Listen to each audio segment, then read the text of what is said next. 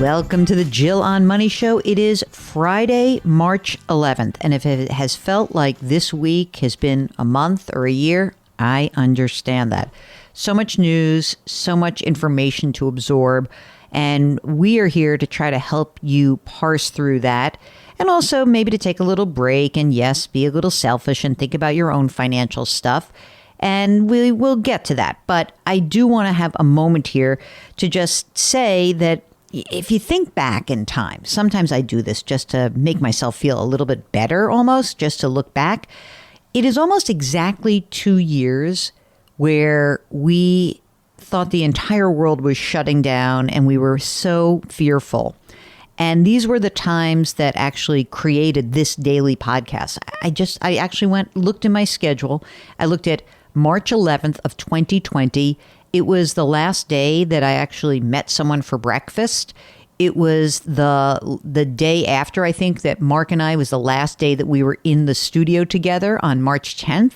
We started the daily podcast on the 14th. So this was all the time. The anxiety of the time really pushed us to create this show for you because there were so many questions.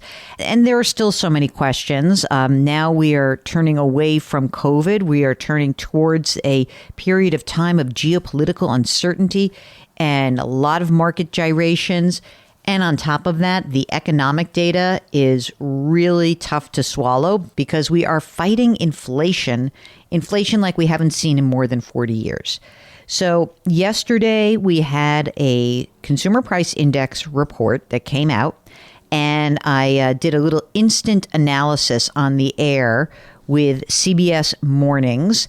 And on the broadcast yesterday was Nate Burleson, Nancy Cordes, our phenomenal Washington, D.C. person who was up filling in for Gail, and Vladimir Duthiers. So let's play that segment. I do a little quick analysis, talk a little bit about some of the things that you can do to fight inflation.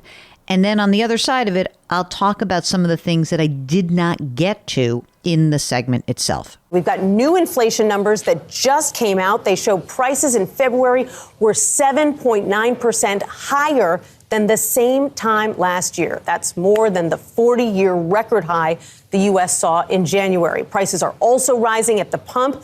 Everyone knows that by now. A new record every day. The average price of a gallon of regular gas hit $4.32 overnight. AAA says it's up 59 cents in the past week alone. Drivers in California are paying an average of $5.69 a gallon. CBS News business analyst Jill Schlesinger is with us. Good morning, Jill. Good morning. And you have been speed reading through this new inflation report, 7.9%. What does that tell us? It tells us prices are on the move. This actually, of course, is mostly the period before Russia invaded Ukraine, so we don't even account for that. But just to put a fine point on it, as you said, these are the highest price increases annually since January 1982. And the food prices also very high. I mean, we always focus on gas, which is up 38% from a year ago. Terrible. Food costs up 7.9%. Food at home up 8.6%. The Bureau of Labor Statistics says that's the highest since 1981. And when you go down and you drill down through all these numbers, it sort of feels like everything's going up and it's only going to get worse. And the White House keeps telling us prices are going to come down. They're going to come down. But that was before the war in Ukraine. Yeah. And when the price of gas goes up, the price of everything goes up. Absolutely. Shipping and transportation as well. I think that we are looking at a period now where we can pretty clearly see that 8 and maybe even 9% inflation is on the horizon, and that things, and again, this is predicated on what happens in Ukraine, but we don't look till the end of the year looking like we get back to more normal inflationary levels. So the economy is strong, Jill, and we know last year hourly wages rose 4.7%. Overall wages were down. But if wages aren't growing to keep up pace with inflation, Americans are going to feel it even more. Absolutely. And, you know, what we see is that there's been a lot of analysis that even though prices were up last year, because of all the stimulus and relief efforts, the child care tax credit, a lot of households did okay. This year is going to be different. And that means it is incumbent upon us as individuals to actually go and try to get a raise, try to get a bonus. We have new reports reports that show us that if you're a job changer, if you change jobs, you're going to get a better raise than if you just stick around. I know that's hard for a lot of folks, but you've got to at least look, maybe get a bonus, maybe work from home a couple days a week if possible, because that will at least ease up on your gas and your commuting costs. Okay, so that might be an easy way to save a little money at the pump. What about the grocery store? If wheat prices are going up, that means that trip to the grocery store is going to be costly. Any advice there? Yeah, absolutely. You know, I was doing some research for this. I found out that the whole idea of generic and private label branding came about in the 1970s spike of inflation. So if you can go to generics, it is a huge help. And we're talking generics are now about 20% of the total of sales in the grocery store. Obviously, buying in bulk and checking in sales. You may want to actually carb up a little bit and skip the proteins. I just see in this report that meats, poultry, fish, and eggs up 13%. So a lot of people are trying to do meatless Mondays to help out. Listen, as a son of two parents who worked 9 to 5s plus overtime and raised 4 boys, generic branding was the way to go for a long time when we were trying to make ends meet. Absolutely. Thank you so much, Jill. So a couple of things that I should also point out about this CPI report. There's not a lot you can do about the data, but you can change some of your behavior. And I know that everyone's complaining about gas, and it's kind of, I get it. It's hard. A few things that I was hoping that I'd get to in the segment, but I didn't. But obviously, driving less is really great. But if it's not an option, don't forget you can pay cash. That can save you 5 to 10 cents a gallon. You can stick to regular gas if your car or truck allows. I did a little bit of noodling around. Evidently, there is some data that show that Mondays and Fridays are the cheapest days to fill up. And of course, how you drive can impact your fuel efficiency. You know, speeding, it's not only dangerous, it can cost you. If you reduce your highway speed by 5 or 10 miles an hour, you can increase your fuel economy by as much as 14%. That's what AAA says. Note to New York City taxi drivers, hard braking and aggressive acceleration, that burns gas a lot faster.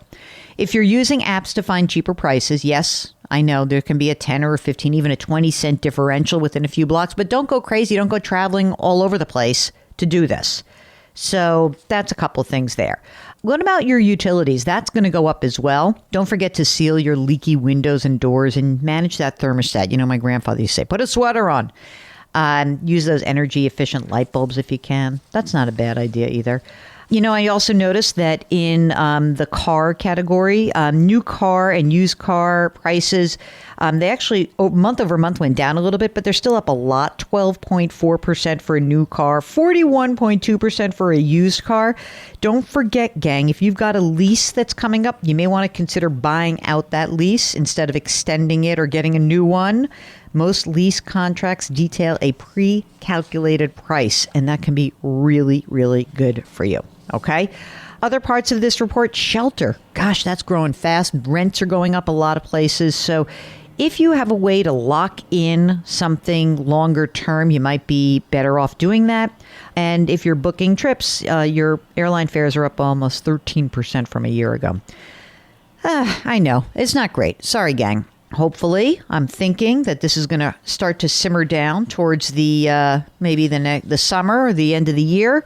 But it's going to be a tough time, and we're all going to be in it together. And if you've got questions, of course, I'm happy to answer those questions. All you need to do is send us a note. Just go to JillOnMoney.com and you click the Contact Us button. And the Contact Us button will pre-populate. There'll be a big form that comes up. Send us lots of information, especially if you're the shy type and you don't want to come in the air. And if you do want to come on the air, check off the box because that will make it a lot easier for us. Okay? So I just want to remind everybody, because it is Friday, I like to do a little bit of business on Fridays, that Mark Talercio is the executive producer of this program. He is the best executive producer in the world. He also creates that free weekly newsletter that comes out every Friday. So you should totally subscribe to that. You can do that on the website. Our music is composed by Joel Goodman. We are distributed by the fine folks at Cadence 13. It's just been a really rough time, as I said, and I can't emphasize enough that this is a time to be really nice to somebody or reach out to somebody who might feel some anxiety and to put your hands metaphorically on someone's back. because we all need a little bit of a hug, a little bit of a pat, a little bit of a reminder that we are in this together. Grit, growth, grace. Thank you for listening, and we'll talk to you tomorrow.